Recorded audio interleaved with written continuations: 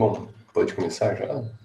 Tá, então a gente tá dando sequência aqui a nossas sessões paralelas, né? Agora a gente vai contar com a apresentação do Gustavo de Paula Ramos. Ele vai falar um pouquinho para a gente sobre soluções não degeneradas para problemas semilineares elípticos sob vínculo. Ele é aluno do IME-USP e a palavra é toda sua. Gustavo, fica à vontade. Bom, obrigado pela apresentação. Assim, primeiro só queria falar, né? O objetivo dessa apresentação é mostrar um resultado que teve em um artigo que foi publicado no ano passado, né? Antes disso, eu queria só começar agradecendo o espaço para os organizadores, né, do Encontro Paulista da Pós-Graduação em Matemáticas, para falar um pouco da minha pesquisa. Esse artigo que eu estou falando, vocês podem acessar ele aqui no meu site, né? E se vocês tiverem dúvidas mais tarde, vocês podem mandar um e-mail. Bom, então vamos começar. Primeiro, vamos fixar os objetos matemáticos que a gente vai considerar, né? A gente está considerando uma variedade compacta, M barra, né? Quem não estiver acostumado com o conceito de variedade, vocês podem imaginar uma superfície em Rn, né? Só que aí, a diferença seria que esse N aqui, a gente pega um N maiúsculo grande, né? Onde esse Nzinho, ele vai ser a dimensão da nossa variedade, né? A gente pede que a dimensão seja maior ou igual a 2, e a gente vai denotar o interior como... Assim, desculpa, eu esqueci de falar, se vocês tiverem dúvidas, vocês sempre podem me interromper, tá? Mas, de qualquer forma, eu acredito que eu termine antes de 20 minutos aí. A gente tem uns 5 minutos finais. Bom, a gente vai denotar o interior dessa variedade como M, mas sem a barra. A gente fixa uma função f, essa função tem que ser de classe C1. A gente fixa uma função de classe C2, que ela só não pode ser identicamente nula. E a gente fixa um parâmetro epsilon, que ele é positivo. E a gente vai fixar também uma métrica g. Ela vai ser uma métrica riemanniana na nossa variedade. Mais uma vez, quem não estiver acostumado com o conceito de métrica riemanniana, vocês podem, por exemplo, pensar na esfera, né? A esfera, ela é uma superfície de dimensão 2, né? Contida no R3, geralmente. E o que acontece? Se a gente tivesse uma função definida na esfera, o que acontece é que, se a gente quiser derivar essa função, a gente não pode olhar para qualquer direção, né? Porque se a gente pega uma direção normal à esfera, a gente está escapando da esfera. Então, a ideia aqui é que o que a gente pode, as direções nas quais a gente pode derivar, elas são dadas pelas curvas, né, na esfera. E aí a gente forma o que se chama o plano tangente. Esse plano tangente, em cada ponto da esfera, né, a gente consegue associar esse plano tangente. A ideia é que essa métrica riemanniana, ela está colocando um produto interno em cada um desses planos tangentes. Essa métrica, a gente está pensando que ela tem classe CK. Em geral, em geometria, a gente pede que a métrica ela seja suave, né? Mas aqui eu estou pedindo menos regularidade dela. Bom, considerando esses objetos aqui, a gente consegue falar sobre que problema que a gente está interessado. A gente vai estar interessado nessa EDP aqui, e a solução para esse problema, ela vai ser um par. Vai ser um par de uma função e de um número real. A EDP em questão é essa daqui, certo? Aparece a função f que eu acabei de fixar e a função c.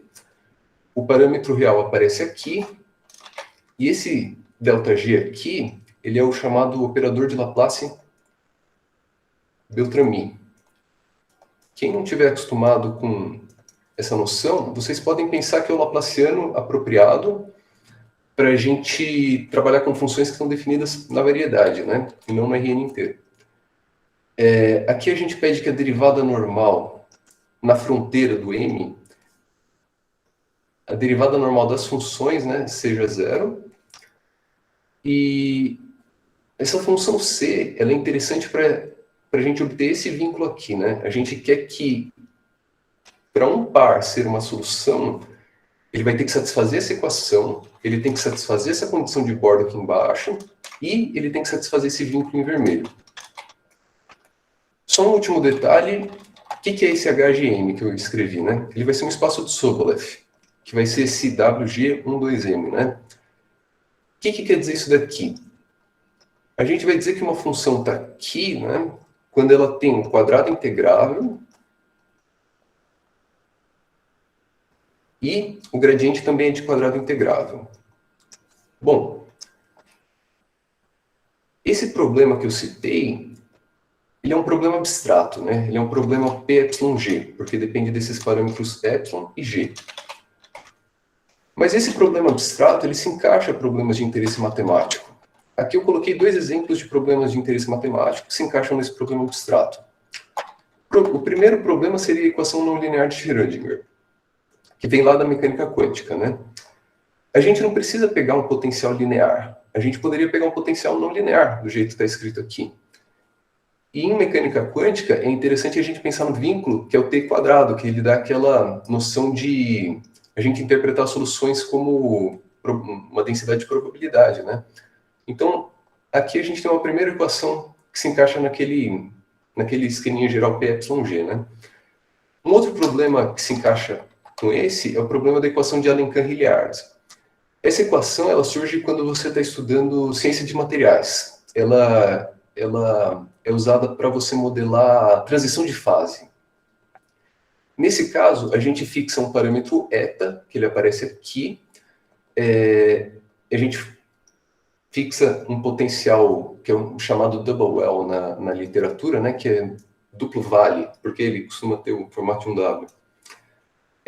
A gente fixa esse vínculo, que é uma coisa que costuma ser chamada de vínculo de volume, e a gente consegue encaixar as coisas para ficar com a cara da equação de Alenkah-Hilliard.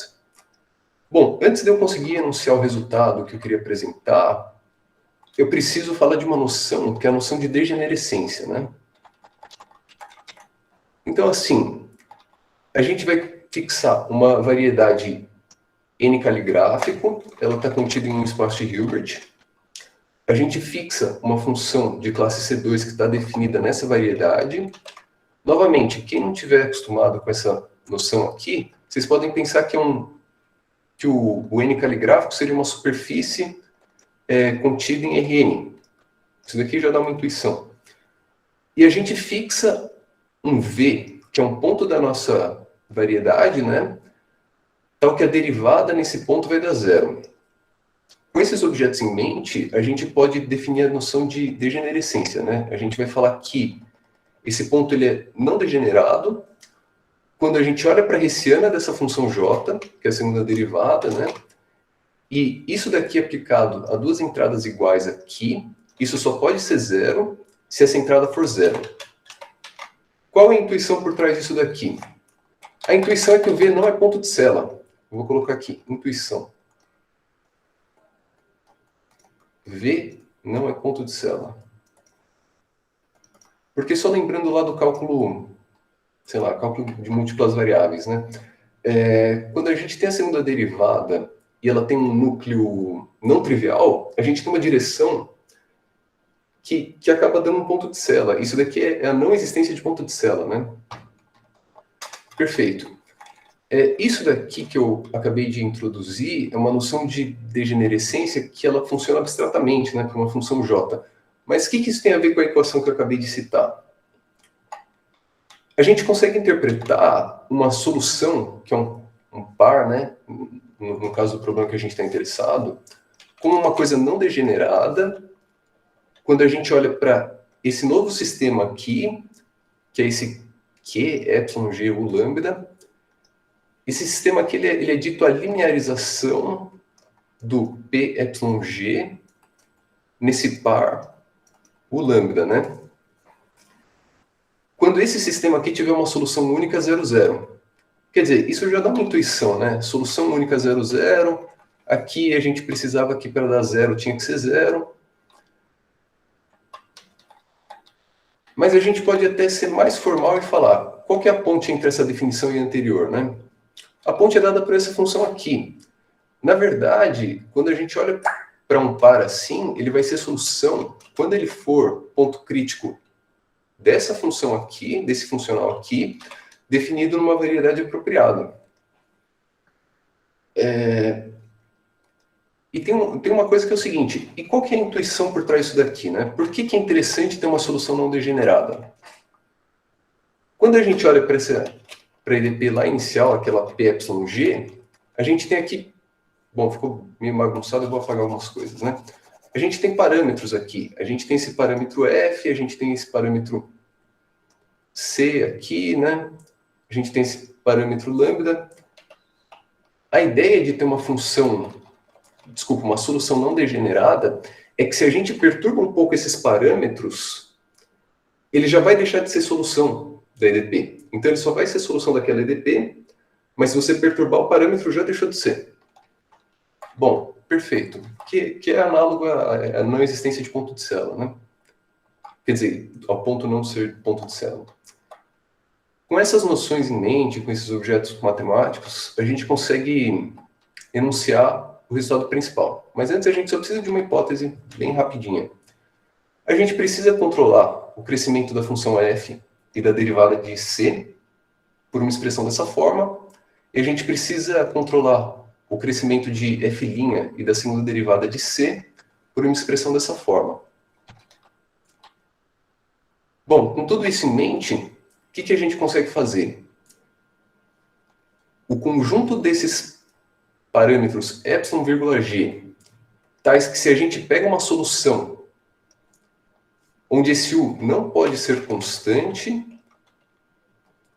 e se for solução fraca, já vai ser não degenerada, isso daqui vai ser um subconjunto aberto denso.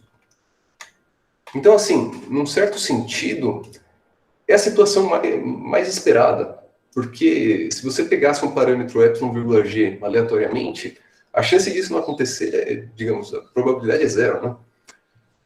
Num certo sentido. E só para esclarecer uma coisa, o que quer dizer esse m elevado a k aqui, né? Esse daqui seria o conjunto das métricas riemannianas de classe CK. Bom, como não tem muito tempo, o que eu tinha planejado fazer é só dar uma ideia geral da demonstração. Esse resultado, ele foi inspirado por um artigo de Micheletti Pistoia, de 2009, e a demonstração ela segue o argumento geral delas, né? Assim, tem 3 grandes passos a demonstração. O primeiro passo é, a gente vai querer usar um certo teorema de transversalidade. Esse é um teorema abstrato entre funções que vão de espaços de Banach em espaços de Banach. Mas, na verdade, tudo bem, isso daqui não é exatamente um espaço de Banach. Isso daqui é um aberto num espaço de Banach, né? Mas ainda assim as coisas dão certo.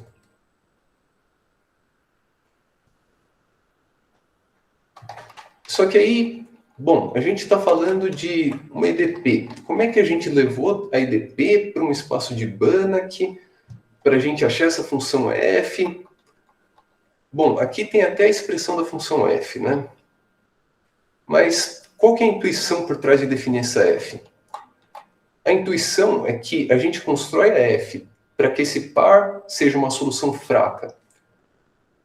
Com esses parâmetros, exatamente quando f aplicada nesses parâmetros e nesse par, tem que dar exatamente esse 0,-1. Então, está aqui a racionalidade por trás da definição da função f. Uma coisa que vocês podem me perguntar com toda razão é quem que é esse b, quem que é esse AY,G, né? Bom, esse b, ele é um certo operador de Nemitsky, que ele sai desse produto cartesiano aqui, e ele manda para esse LP' num M, e esse AY,G, ele é o dual de um certo... de um mergulho de Sobolev, que é esse daqui. Bom, perfeito. Então, retomando, né? A gente quer usar o teorema de transversalidade com uma função f grande esperta, tal que solução é quando cai num certo par, no 0,-1. Mas qual que é o requisito sobre essa f para a gente conseguir usar esse teorema de transversalidade? O requisito é que essa derivada aqui, ela tem que ser sobrejetora. só um ponto de notação. O que é esse f, epsilon, u, lambda? Isso daqui, eu estou definindo a função que a gente está deixando fixos os outros parâmetros. Então, a gente obtém uma nova função, né? Então, novamente, a gente tem o teorema de transversalidade que a gente quer usar. Para usar ele, a gente precisa que a derivada seja sobrejetora. Só que aí, se a gente volta lá no resultado principal, a gente quer excluir as soluções constantes. Então, qual que é a ideia para usar esse teorema? A gente precisa exatamente excluir as funções constantes para que essa derivada seja sobrejetora. Quer dizer, essa é a intuição por trás. Mas por que isso acontece, né? Bom, a gente consegue olhar para esse espaço de Banach e, por conta de propriedades da f que a gente está trabalhando, a gente consegue escrever ele como uma soma direta.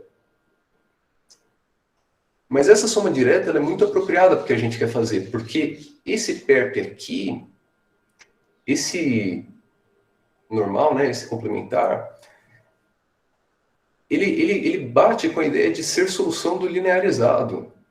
Então, no fundo, o que a gente quer provar? A gente vai querer provar que este perp aqui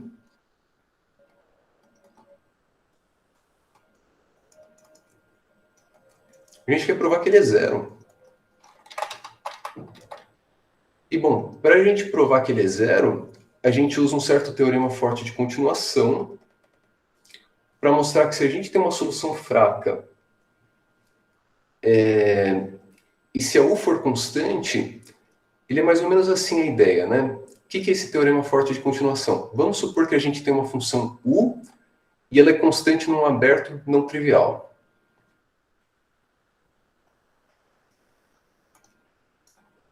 Se ela for constante num aberto não trivial, a gente chega numa contradição com a questão dela ser sobrejetora, né?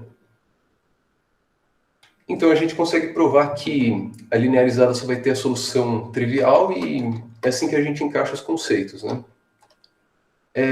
Só uma coisa em particular, né? Por que eu foquei como exemplos daquele esquema geral de equação na equação não linear de Schrödinger e na equação de Alencamp?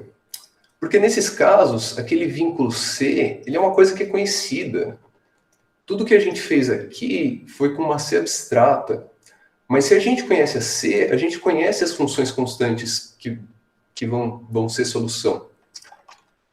Nesse caso, a gente consegue até aprofundar a nossa análise e provar a implicação anterior, mas também para soluções constantes. Bom, eu acho que ficou bem rápido, mas era isso que eu queria dizer. Bom, obrigado pela atenção e fico aberto a perguntas. Maravilha, Gustavo. Eu que agradeço, foi excelente sua apresentação. Obrigado aí pela inscrição, pelo trabalho. E eu vou abrir agora para perguntas. Alguém quer fazer algum comentário, alguma pergunta? Olha lá, o Marcos já tem uma pergunta, tinha que ter. Opa, senão não ia oi, tudo acabar bem? o dia bem, né? Manda aí, Marcos. Com o microfone ligado, de preferência. Mas Aê. 3 anos de pandemia, o cara não sabe isso até hoje, né? Já estamos na 6ª dose, né? E manda bala aí, manda bala aí. Maravilha de apresentação, Gustavo. Obrigado. Olha. Gustavo, só uma pergunta. Na Claro. demonstração, foi necessário a versão mais geral do teorema da transversalidade? O operador derivada não é Fredholm? Ou ele é Fredholm de índice zero? Ele é Fredholm de índice zero. Ele é Fredholm de então, índice zero. Tá. Porque eu vi que você citou um Henry, então eu fiquei na dúvida se tinha caído em alguma versão mais intrincada, né? Que dá para fazer para semi-Fredholm também. É que ele está bem enunciado no Henry, né? Porque em várias referências eu encontrei para espaços de Banach. E não é exatamente um espaço de Banach, é um aberto. Então, como encaixava exatamente com aquela referência, eu usei o Henry. Mas você tem toda razão, não é um caso cabeludo, não. Ah, legal. Você sabe uma outra coisa que lá faz, que também pode olhar? É o seguinte. Ele dá uma ideia do tamanho do que sobra. né? Isso tem me interessado recentemente, né? Que a gente ficar medindo o que sobrou. E aí o mais natural é você estender o conceito de codimensão. Você deu uma olhada nisso, né? Não. Ah, tá. Tem duas definições soltas pela literatura que estendem codimensão. A codimensão usual de espaço vetorial ou de subvariedade imersa, né? Só que para conjuntos sem estrutura nenhuma, ou quase nenhuma. E aí é justamente esse novo invariante aí em espaços de Banach que é usado para medir o que sobra.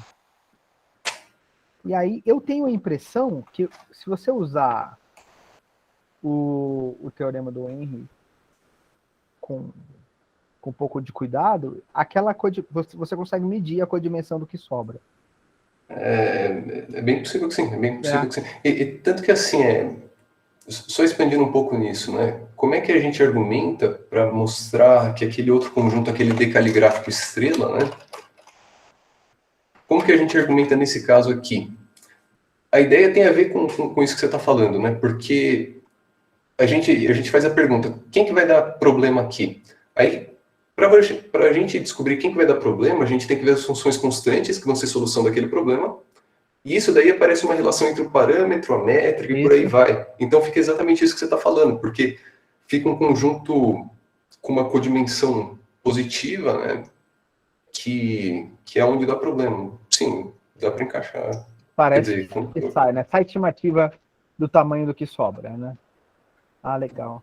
Possivelmente. Bacana. Muito legal. Parabéns. Bom, obrigado. Beleza. Para quem não sabe, o Marcos também está aí na organização, comitê do evento, é meu orientador. Alguém tem mais algum comentário, alguma pergunta? Eu tenho uma dúvida meio boba, que é quando você define a noção de degenerescência, não degenerescência, baseada num J e na escolha de um V0, eu acho que você chamou. Essa escolha aí é natural no exemplo que você está trabalhando, na classe de problemas que você está trabalhando, ou é muito específico esse J, tem que sei lá, tem uma escolha intrincada aí, ou é bastante natural esse J? Então, que está...